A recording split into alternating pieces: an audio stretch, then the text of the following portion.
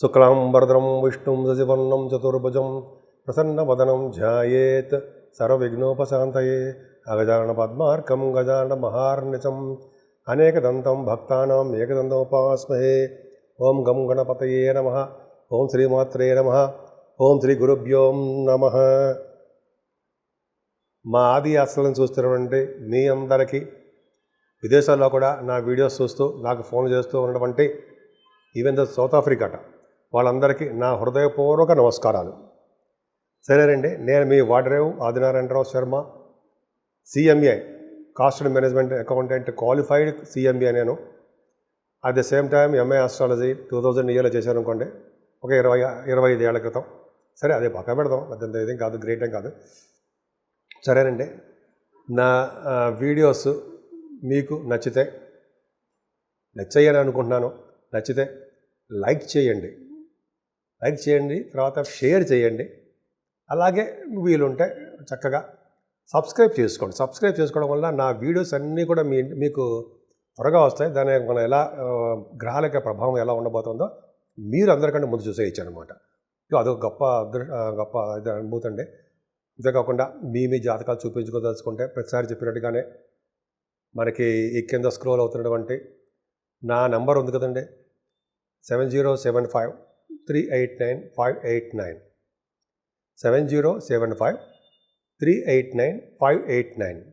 So ఆ నెంబర్కి call చేయండి. లేకపోతే నేను ఇలాగ షూటింగ్స్లో ఉండడం, లేకపోతే వేరే జాతకాలు చెప్తూ ఉంటాను నేను. సో కాబట్టి మీరు నాకు వాట్సాప్లో మెసేజ్లు పెట్టేస్తూ ఉంటే నేను తప్పకుండా మళ్ళీ నేను మీకు రెస్పాండ్ అయ్యి మీకు ఫోన్ చేస్తానండి. మీకు మీ యొక్క ఏం కావాలో తెలుసుకుంటాను. ముహూర్తాలు మన దాంట్లో ముహూర్తాలు పెడతాము. అలాగే ఒడుగు ముహూర్తాలు కానీ, లేకపోతే పెళ్లి ముహూర్తాలు, లేకపోతే మ్యారేజ్ కపుల్స్ ఉంటే సరే చూసుకోవడం. అంటే వివాహానికి ముందర మనం అంటే పెళ్లి కొడుకు పెళ్లి కూతురు యొక్క జాతక పరిశీలన అంటాం కదా, అది చేసుకోవడం వల్ల మనకి అదే ఆశ్రయించి తప్పకుండా నేనే చూస్తాను. మీకు ఏమాత్రం చెప్పించుకోవాలనుకుంటే మా ఆది ఆస్ట్రాలజీకి కన్సల్ట్ చేయండి. సరేనండి. ఇప్పుడు 16వ తారీఖు నుంచి జూన్ 16, 2025 నుంచి 30th జూన్ 2025 వరకు కూడా, అంటే 15 రోజుల పాటు గ్రహాల యొక్క అనుభూతి ఎలా ఉండబోతుంది మన మీద. అనుభూతి చూడండి, అనుగ్రహం కాదు, గ్రహాల యొక్క అనుగ్రహం మనకున్న అనుభూతి ఎలా ఉండిపోతుంది, బ్రహ్మాండం ఉండబోతుందండి.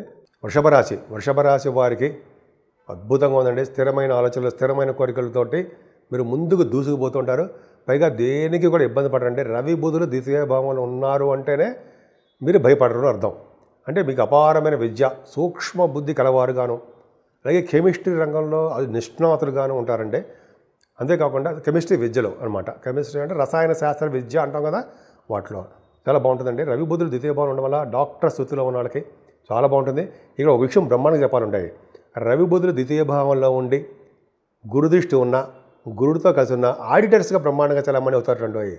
మీ దాంట్లో ఆడిటర్స్ ఎవరైనా ఉంటే, సిఎంఏ వాళ్ళు ఎవరైనా ఉంటే వాళ్ళకి ఖచ్చితంగా బాగా మంచి అప్లిఫ్ట్మెంట్ ఉండి తీరుతుందని రాసి పెట్టుకోవచ్చు, అంటే జ్ఞాపకం పెట్టుకోవచ్చు. ఎందుకంటే రవి బుధులు ద్వితీయంలో ఉండే గురుదృష్టి ఉందంటే ఆడిటర్స్కి చాలా బాగుంటుందని చెప్పచ్చు, ఈజీగా చెప్పచ్చు. పైగా ధనప్రాప్తి బాగా కలుగుతుందండి ఆడిటర్స్కి. ఎవరికైనా సరే మీ కుటుంబంలో వృద్ధి కలుగుతూ ఉంటుంది. బాగా ఎక్కువ పాటలు పాడుతుంటారు. బుధగుల కాంబినేషన్ కూడా చెప్పుకోవాలి మనం.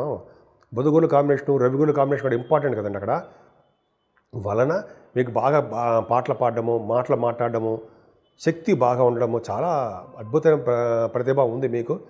ద్వితీయ భావంలో రవి బుధ గురులు పర్ఫెక్ట్గా కరెక్ట్, చాలా మంచి యోగాన్ని ఇవ్వబోతున్నారు, మీకు ఇస్తారు కూడా, చాలా అద్భుతం. అంతే కదండి, మీ రాశి వారికి కూడా చదువు విషయంలో ఎటువంటి ఆటంకాలు లేకుండా సాఫీగా జరిగిపోతుంటుంది. ఇంకా చెప్పాలంటే కొంతమంది భూములు కానీ, వాహనాలు కానీ, గృహాలు కానీ, అపార్ట్మెంట్స్ కానీ, వీటిల్లో కుజుడు చంద్రుడు కలిసిన కేతువు కాబట్టి అవకాశాలు కొంతమందికి ఉన్నాయండి. పైగా చదువులో కూడా ఎటువంటి ఆటంకాలు లేకుండా బాగా రాణిస్తారు. ముఖ్యంగా మీ మదర్ గారికి ఆరోగ్య పరిస్థితి చాలా బాగుంటుంది, అద్భుతంగా ఉంటుంది. అంతే కదండి, పంచమ భావం బాగుందంటే కొంతమందికి పొలిటికల్ రంగంలో, చతుర్థ భావం కూడా చెప్పుకుంటాం కాబట్టి పొలిటికల్ రంగం పక్క పెడతామండి. చతుర్థ భావం బాగుంది కాబట్టి సంగీతంలో కూడా మీరు సాధన బాగా ఉంటుందని చెప్పచ్చు. మ్యూజిక్ డైరెక్టర్స్కి వాళ్ళ వెలుగులోకి లైమ్ లైట్లోకి వచ్చి తీరుతారండి. కాకపోతే ఏంటంటే పుత్రికా సంతానం జననం కలగడానికి అవకాశాలు తక్కువగా ఉంటాయి, స్లో అయిపోతూ ఉంటాయండి మీకు. అంతేకాకుండా మీ పంచమ స్థానం చెడు చూడడం వల్ల కూడా రాజకీయ రంగంలో కూడా పదవులు తక్కువగా ఉంటాయి. అలాగే స్టాక్ మార్కెట్లో, షేర్ మార్కెట్లో, స్పెక్యులేషన్లో నష్టాలు రావడానికి అవకాశం ఉంది. ఏదేమైనా శత్రువుల వలన భయం కానీ, అనారోగ్య సమస్యలు కానీ లేకుండా ఆరోగ్యవంతులుగా ఉండడానికి అవకాశము మీ జాతకాల మీద ఆధారపడి ఉందని చెప్పచ్చండి. వివాహ శుభకార్యాలు, ధర్మకార్యాలు, మంచి మంచి పనులు చేస్తారండి. భార్యాభర్తల యొక్క ప్రేమాభిమానాలు నిండుగా ఉంటాయి. ఏదేమైనా మీరు అనుకున్న దానికంటే ఎక్కువ డబ్బులు రావడానికి అవకాశం ఉంది. బహుశా సడన్ గెయిన్స్ అంటాం వాటిని మనం. అదే పూర్వీకుల ఆస్తులు, సడన్ గెయిన్స్, కోర్టు రిలేటెడ్ సంబంధించిన వ్యవహారాల్లో గెలుపులు, అవన్నీ మీకు ఎక్కువ అవకాశాలు బాగా ఉన్నాయి. ఏదేమైనా భాగ్యస్థానాధిపతి కూడా బ్రహ్మాండంగా ఉన్నాడు కాబట్టి భాగ్యం వృద్ధి అవుతూ ఉంటుందంటే సందేహం లేదు. అద్భుతంగా ఉందండి. అంతేకాకుండా మీరు చదువుల రీత్యా విదేశాలకు వెళ్ళడము, గంగా నది స్నానాలు చేయడము, పుణ్య నదుల స్నానాలు అంటారు సరే, అది చేయడానికి అవకాశాలు ఎక్కువ ఉన్నాయి. అంటే భాగ్యస్థానము వృద్ధిగా ఉంది. ముఖ్యంగా మీ వ్యాపార అభివృద్ధి దినదిన ప్రవర్ధమానం అవుతూ ఉంటుంది. ఏదైనా దశమ స్థానంలో రాహు ఉన్నాడంటే డాక్టర్స్కి చాలా చాలా బాగుంటుంది.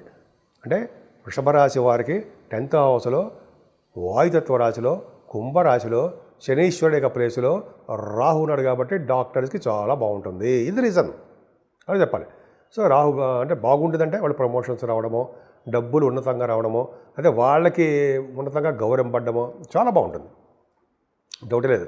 వాళ్ళకి అంతేకాకుండా వాళ్ళకి కాకుండా రాజకీయ రంగంలో ఉన్న వాళ్ళకి కూడా మంచి పదవులు రావడానికి, ప్రజాదరణ, ప్రజాభిమానం, ప్రజాసేవ మీరు చేసుకుంటారు. అంత రాహు దశమాలు ఉన్నాడు కాబట్టి అండి కొంతమంది సినిమా రంగంలో ఉన్న వాళ్ళు ఇక్కడ బాగా రాణిస్తారండి. సినిమా రంగము, టెలివిజన్ రంగంలో ఉన్న వాళ్ళకి వాళ్ళు డైరెక్టర్స్ అవ్వచ్చు, యాక్టర్స్ అవ్వచ్చు, ప్రొడ్యూసర్స్ అవ్వచ్చు, ఎవరైనా అవ్వచ్చు, కానీ వాళ్ళకి చాలా బాగుంటుంది, అద్భుతం రాణిస్తారు. అలాగే ప్రొఫెషనల్గా గవర్నమెంట్ ప్రొఫెషన్లో ఉన్న వాళ్ళకి బాగా ప్రమోషన్స్ రావడం అవకాశాలు ఎక్కువ ఉన్నాయి.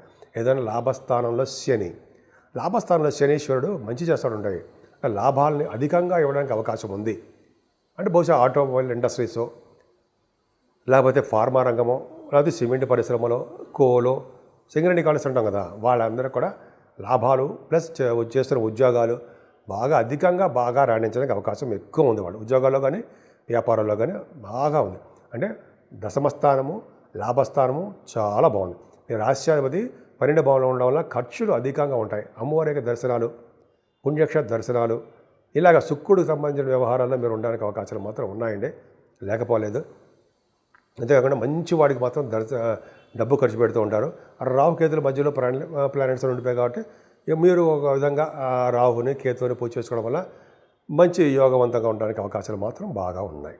12 రాశుల వారికి రెమెడీస్ అంటాం చూసారా, అంటే మేషరాశి నుంచి మీన రాశి వారు కూడా మనం చేసుకోవాల్సిన పూజలు కానీ ఎటువంటి రెమెడీ చేసుకుంటే బాగుంటుంది అంటే, మనం డబ్బులు విపరీతంగా లక్షలు ఖర్చు పెట్టి కాదండి, చిన్న చిన్న రెమెడీస్ చెప్తున్నాను.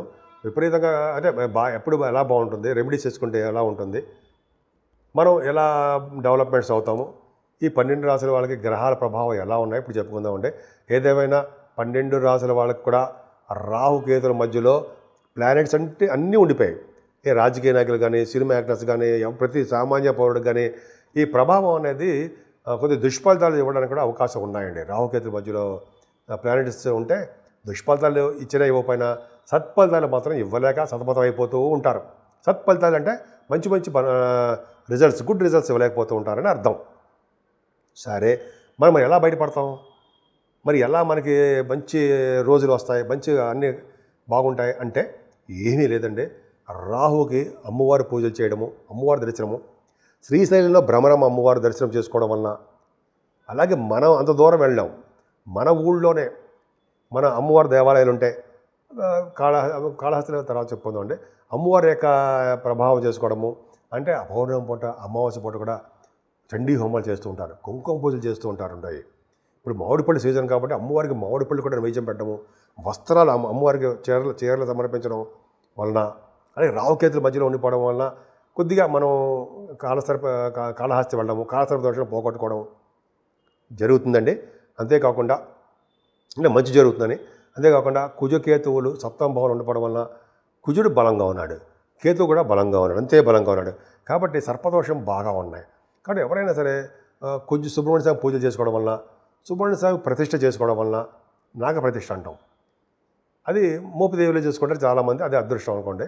అలా చేసుకోవడం వలన, అయితే మన ఇంట్లోనే పూజలు చేసుకోవడం వలన అద్భుతమైన ఫలితాలు ఉంటాయండి. ముఖ్యంగా గణపతి ఆరాధన వదలకూడదు. ఓం గం గణపతి దేవాయ నమ, ఓం గం గణపతి నమ, ఓం గం గణపతి నమ అంటూ మనం 108 సార్లు పూజించడం వల్ల కూడా గమ్ అనే బీజాక్షరం గణపతికి బాగా ఇష్టం. సో అది చేయించుకోవడం వలన, ఆయనకి గరిక సమర్పించడం వలన అద్భుతమైన ఫలితాలు ఉంటాయండి. అంతేకాకుండా మీకు శనీశ్వరుడు వలన వచ్చే దోషాలు కొన్ని రాశి వారికి ఉన్నాయి. శనీశ్వరుని తైలాభిషేకాలతో పూజించవలసిందే, ఆయనకి పూజించడము. అంతేకాకుండా మందపల్లి వంటి వాటిల్లో పవిత్ర స్థానం, అంటే మందపల్లి శనీశ్వర ఆలయం ఉంటుంది కదా, అక్కడ పూజలు చేయించుకున్నా, అదే 19,000 జపాలు చేయించుకున్నా సరే శనీశ్వరుని వల్ల వచ్చే దోషాలు కూడా పరిహారం అవుతాయండి. ముఖ్యంగా వెంకటేశ్వర స్వామి ఆరాధన, వెంకటేశ్వర స్వామి దర్శనము, ఆంజనేయ స్వామి దగ్గర దీపారాధన, అలాగే ఆంజనేయ స్వామి దగ్గర ఆంజనేయ స్వామి వారికి సింధూరంతో అలంకరించడము, రాయించడము, వస్త్రాలు సమర్పించడము, గారెల దండ, అలాగే ఆయనకి అప్పాలంటే బాగా ఇష్టం, అది సమర్పించడం వలన ఇలాగా మంచి జరగడానికి అవకాశం ఎక్కువ ఉందండి. మీకు అద్భుతమైన ఫలితాలు కలుగుతాయి. సో మీ జాతక రీత్యా మీరు పూజలు చేసుకోండి. ఎక్కువగా శివాభిషేకాలు చేసుకునే వాళ్ళకి, శివుడికి మల్లెపూలతో అభిషేకించే వారికి భార్య భర్తల యొక్క అనురాగ దాంపత్య జీవితము పర్ఫెక్ట్గా ఉంటుంది అంటారు. అలాగే త్వరగా పెళ్ళిళ్ళు అయిపోతాయి అంటారు. అంతేకాకుండా శివుడికి మారేడు దళాలతోటి, తులసి దళాలతోటి ఎవరు పూజిస్తారో వాడికి స్థిరలక్ష్మి ఇంట్లో ఉంటుంది అంటాం. అందుకే మనం ఏం చేద్దాం, మారేడు దళాలతోటి, తులసి దళాలతోటి, అలాగే మల్లెపూలు వచ్చే రోజులు, ఈ మూడింటితో పూజ చేసేద్దామండి. మనం అంటే అందరం అని అర్థం. చేయడం వల్ల చక్కగా ఆనందంగా, తృప్తిగా, ఎటువంటి ప్రాబ్లమ్స్ లేకుండా సుఖవంతమైన జీవితం గడపడానికి ఎక్కువ అవకాశాలు ఉన్నాయి.